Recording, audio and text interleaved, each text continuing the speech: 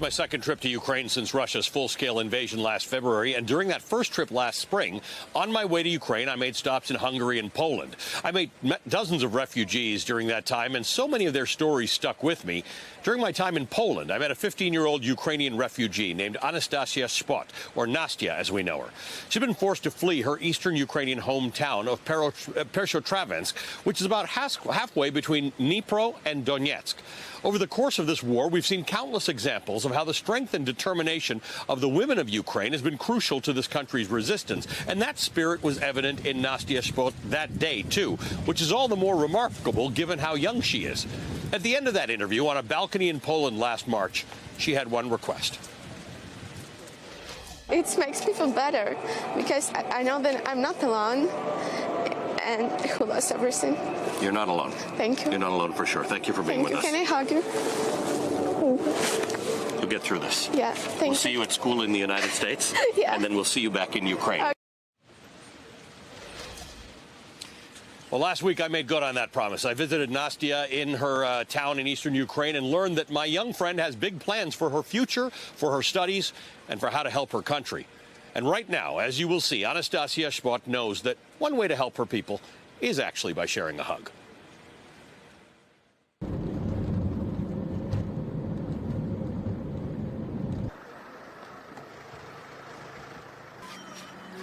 Thank you.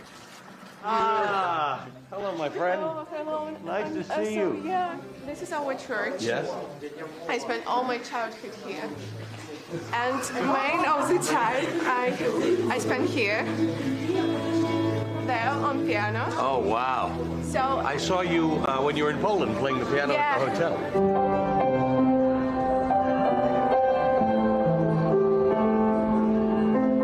And what's happening today? Because it's well, it was like Thursday. Yeah, it's Thursday. It's like a morning prayer. And Bible, in this morning prayer, we pray for Ukraine. As it's now main reason why we pray, because I think we hope the war will be soon over. Yulia? Ali, nice to meet you. Nice to meet you. Thank you for coming. You ready for lunch? Please, let's see. Hold on. There we go. And you, have you got some? Yeah, I got some, so I must stand there. Enjoy your meal. Enjoy your meals, yes. When I met you in Poland, you were missing your father so much. Yeah. And you were missing your grandparents, and you were missing your friends. And then when I saw you today, this is the church you grew up in. Yep. And you were performing today. Yeah. And you seem very, very happy to be back here. Yeah, and Pavel, I'm grateful to you because it's not so often, because my dad served, we don't have this opportunity to be on the table together. And now you gave us this chance, so I'm really grateful for that. Well, I'm grateful to you because we got a chance to eat lunch. Yeah. Your father acts as a counselor or a psychologist in his role as a chaplain in the military. And that's given you ideas about what you want to do. Yeah, I mean, I would want to be a psychologist. It's really interesting topic. I mean, and it's really interesting to work with people, understand why people behave like that, why people do like that. And now in Ukraine, there will be really populate this post-traumatic stress disorder after war, and just people who have this anxiety, because sirens every day, and it's still in some way nerve-wracking for people. Since we came to this church this morning, Yep. I think we heard 2 sirens, 2 or 3 while we were here, and then church, and then more at lunch. Yeah. So we've had sirens all day. Yeah, it's all day. How does that affect your own anxiety? Now, I mean, having like the first time when I started, like in March, February, it was really dangerous. I always had a lot of anxiety, cry, and just don't understand what's going on. And now it's part of life. You know, it's like when ambulancing go with the sirens. Right. So it's. Right. When I hear an ambulance, I don't worry about it. Now, when you hear an air raid siren, you're not that worried about it. Yeah, it's like started to be rooted. Let's go back a year when we first met. You had just gone to Poland. Yeah. You had left your home. Your grandparents were still here. Your father was still here. Still here. And you were a refugee, essentially. You had left the country. Yeah, but I left the country and come to Poland as refugees. But I don't know. I always go to like refugee hostel. Yeah. So, and I thought what I can to do, how I can to be useful. And it's like, okay, I want to help people. Tell me why your first thought was, how can I be useful? Because my dad, he is on the front line from 2014, and he gave me this idea that I need, like, he teach me how to help people, how to be useful, and I would stay here. I want to stay here, but I can't. You know what it means, tribunal? My dad in Russia, tribunal.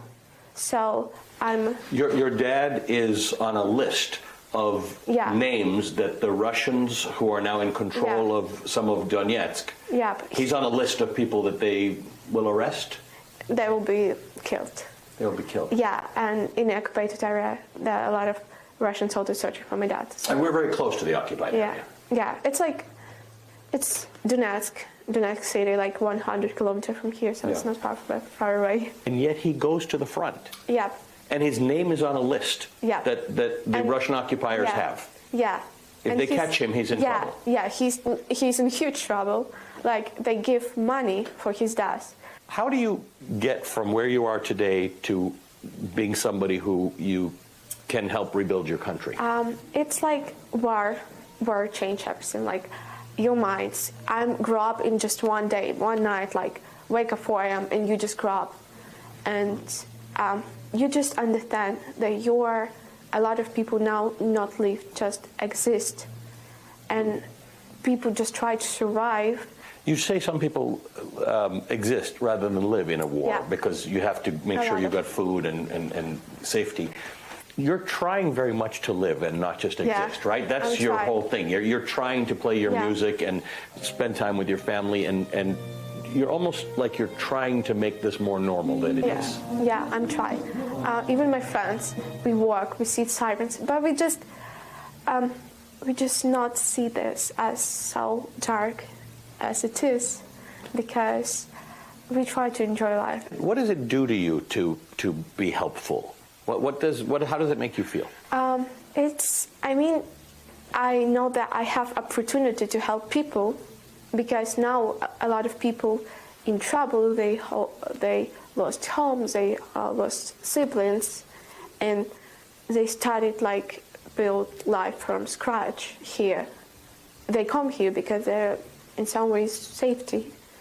So, and when you understand, okay, I can help people, it makes you feel like joy. And I think in some way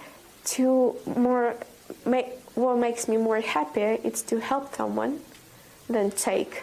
Let's talk. When I first interviewed you, people kept sending me messages on social media or asking, what is she going to do next? Yeah. So I'm going to ask you, what are you going to do next? Now I'm trying to check universities that I want to go. I think I told you that I want to go to Cornell.